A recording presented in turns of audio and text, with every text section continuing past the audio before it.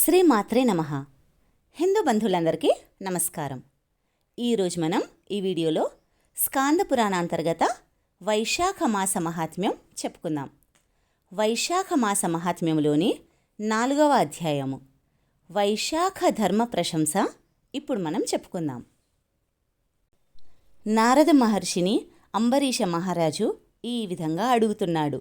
మహర్షి, వైశాఖ మాసములో చేయవలసిన చేయదగని ధర్మములను దయ ఉంచి వివరించండి అని కోరాడు.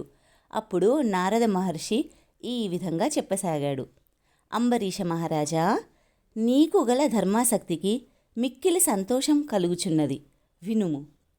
నూనెతో తలంటుకుని చేసే అభ్యంగన స్నానము, పగటి నిద్ర, కంచు పాత్రలో భుజించుట, మంచముపై పరుండుట, గృహస్నానము, నిషిద్ధములైన ఆహారములను అనగా ఉల్లి మొదలైన వానిని భుజింపకుండుట అనే 8 వైశాఖ మాస వ్రతము చేసేవారు మానుకోవాలి. 2 సార్లు భుజించకూడదు అనగా పగటి యందు భుజించి రాత్రి భోజనమును మానవలెను.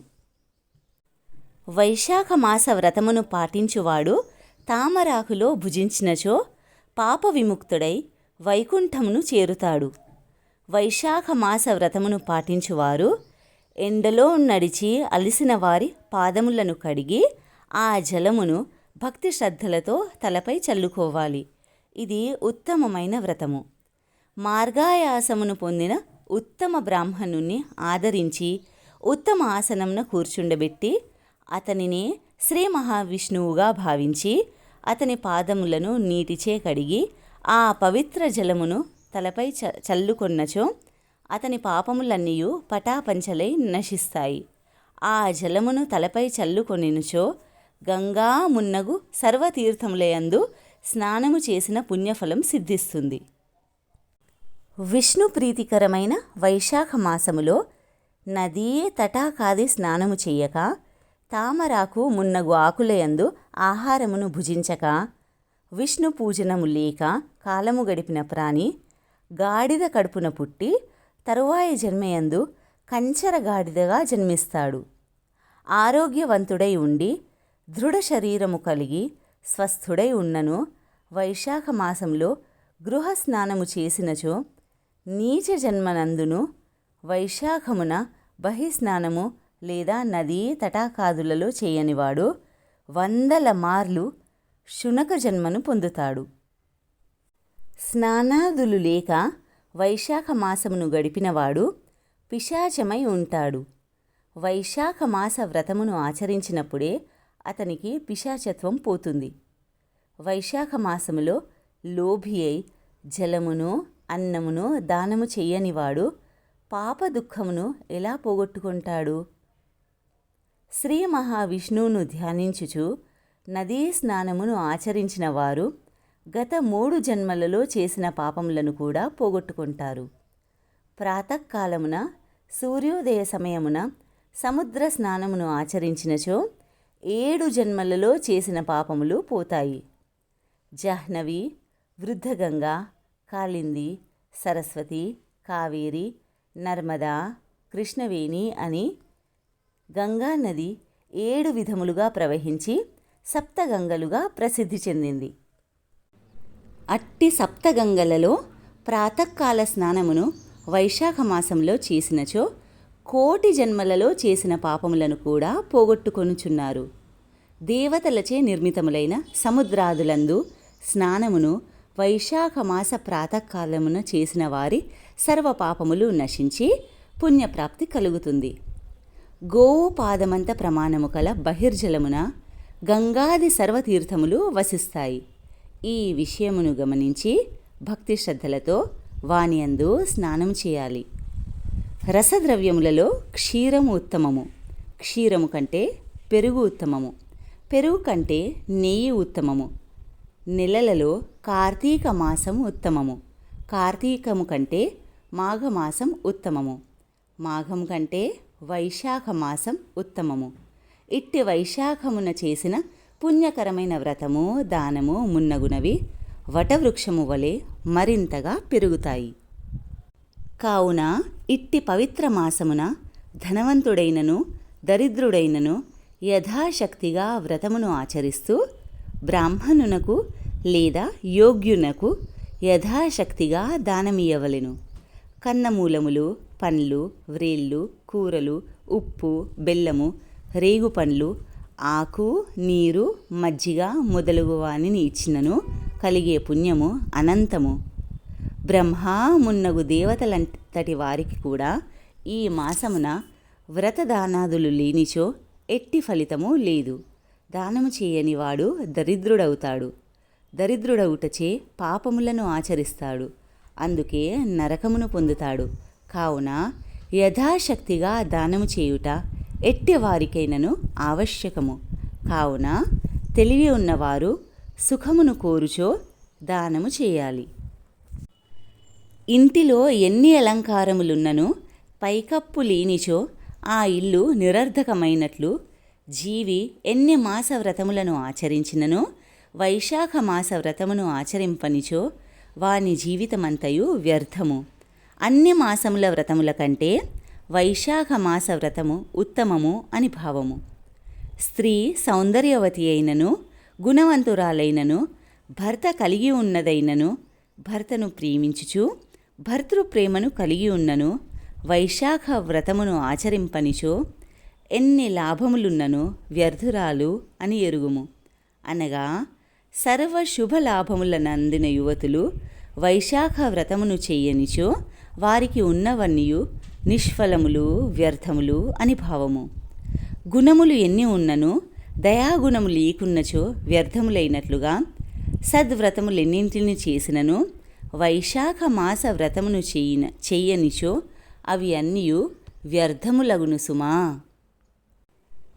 శాకసూపాదులు ఎంత ఉత్తమములైనను ఎంత బాగుగా వండినను ఉప్పు లేనిచో వ్యర్థములైనట్లుగా వైశాఖ వ్రతమును చేయనిచో ఎన్ని వ్రతములు చేసినను అవన్నీయు వ్యర్థములే అగును సుమా. కావున ప్రతి ప్రాణి ఈ విషయమును గమనించి వైశాఖ మాస వ్రతమును తప్పక ఆచరించాలి. సూర్యుడు మేషరాశి అందుండగా వైశాఖ మాసములో శ్రీ మహావిష్ణువు దయను వైశాఖ వ్రతమును ఆచరించి పొందవలెను. ఇలా చేయనిచో నరకము తప్పదు. వైశాఖ స్నానాధికముచే సర్వ పాపక్షయమై వైకుంఠ ప్రాప్తి కలుగుతుంది. తీర్థయాత్రలు, తపము, యజ్ఞములు, దానము, హోమము మున్నగు వానిని ఇతర మాసములలో చేసినచో వచ్చే ఫలం కంటే వైశాఖమున వ్రతమును పాటించిన పైన చెప్పిన వానిని చేసినచో వచ్చే ఫలము అత్యధికము. వైశాఖ వ్రతము మిగిలిన అన్ని మాసములలో చేసిన వానికంటే అధిక ఫలములను ఇచ్చును. మదమత్తుడైన మహారాజైనను కాముకుడైనను ఇంద్రియలోలుడైనను వైశాఖ మాస వ్రతమును ఆచరించినచో వైశాఖ స్నాన మాత్రముననే సర్వదోషములను నశింపచేసుకొని పుణ్యవంతుడై వైకుంఠమును చేరుతాడు. వైశాఖ మాసమునకు శ్రీ మహావిష్ణువే దైవము. వైశాఖ మాస వ్రతారంభమున స్నానము చేయుచు శ్రీ మహావిష్ణువును ఈ విధంగా ప్రార్థించాలి. మధుసూదన దేవేశ వైశాఖే మేషగేరవౌ ప్రాతః స్నానం కరిష్యామి నిర్విఘ్నం కురు మాధవ. పిమ్మట స్నానము చేయుచు ఈ శ్లోకమును మంత్రమును చదివి అర్ఘ్యమును ఇయ్యవలెను. వైశాఖే మేషగేభానౌ ప్రాతః స్నాన పరాయణః అర్ఘ్యం తేహం ప్రదాస్యామి గృహాన మధుసూదన. గంగాయా సరితస్సర్వాః తీర్థాని చహ్రదాశ్రయే ప్రగృహ్ణీతమయాదత్తమర్ఘ్యం సమ్యక్ ప్రసీదథ. వృషభ పాపినాం శాస్తాత్వం యమసమదర్శనః గృహానార్ఘ్యం మయా దత్తం యథోక్త ఫలదో భవ అని ప్రార్థించి అర్ఘ్యములను ఇచ్చి స్నానమును ముగించుకొనవలెను. పిమ్మట మడిబట్టలను కట్టుకొని వైశాఖ మాసములో పుష్పించిన పుష్పములతో శ్రీ మహావిష్ణువును పూజించవలెను. వైశాఖ మాస మహిమను వివరిస్తూ శ్రీ మహావిష్ణు కథను వినవలెను లేదా చదువవలెను. ఇలా చేసినచో లోగడ జన్మలలో చేసిన పాపములన్నీ నశిస్తాయి, ముక్తి లభిస్తుంది. ఇలా చేసిన వారు భూలోకవాసులైనను, స్వర్గలోకవాసులైనను, పాతాళలోకవాసులైనను ఎచ్చటను వారికి కష్టము కలగదు. వారికి గర్భవాసము, సన్యపానము కలుగవు. అనగా పునర్జన్మ ఉండదు, ముక్తి సిద్ధిస్తుంది. వైశాఖ మాసములో కంచు పాత్రలో భుజించువారు, శ్రీ మహావిష్ణువు సత్కథలను విననివారు, స్నానము దానము చేయనివారు నరకమునకే పోవుదురు. బ్రహ్మహత్య మున్నగు పాపములకు ప్రాయశ్చిత్తం కలదు. కానీ వైశాఖ స్నానము వ్రతము చేయని వానికి ప్రాయశ్చిత్తం లేదు. తను స్వతంత్రుడయ్యుండి తన శరీరము తన అధీనంలోనే ఉండి, నీరు తనకు అందుబాటులో ఉండి, స్నానమాడ వీలున్నను స్నానమాడక, నాలుక తన అధీనంలో ఉండి హరి అనే 2 అక్షరములను పలుకక ఉన్న నీచ మానవుడు జీవించి ఉన్న శవము వంటివాడు.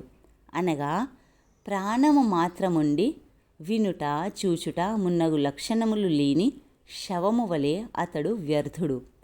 వైశాఖమున శ్రీహరిని ఎట్లైనను సేవింపనివాడు పంది జన్మను పొందుతాడు. పవిత్రమైన వైశాఖ మాసమున వైశాఖ వ్రతమును పాటిస్తూ ప్రాతకాలమున బహిస్నానము చేసి తులసీ దళములతో శ్రీ మహావిష్ణువును పూజించి విష్ణు కథాశ్రవణము దానము చేసిన వారు మరుజన్మలలో మహారాజులై జన్మిస్తారు. పిమ్మట తమ వారందరితో కలిసి శ్రీ మహావిష్ణు సాన్నిధ్యమును పొందుతారు. శ్రీ మహావిష్ణువును నిశ్చలమైన మనస్సుతో సగుణముగనో నిర్గుణముగనో భావించి పూజించవలెను సుమా అని నారద మహర్షి అంబరీష మహారాజునకు వివరించాడు. శ్రీ స్కాంద పురాణాంతర్గత వైశాఖ మాస మహాత్మ్యములోని 4వ అధ్యాయం సంపూర్ణం. దేవాదిదేవుడైన శ్రీ మహావిష్ణువు యొక్క కృపకటాక్షాలు, ఆశీస్సులు సదా మనందరిపై ఉండాలని కోరుకుంటూ స్వస్తి. జై శ్రీమన్నారాయణ.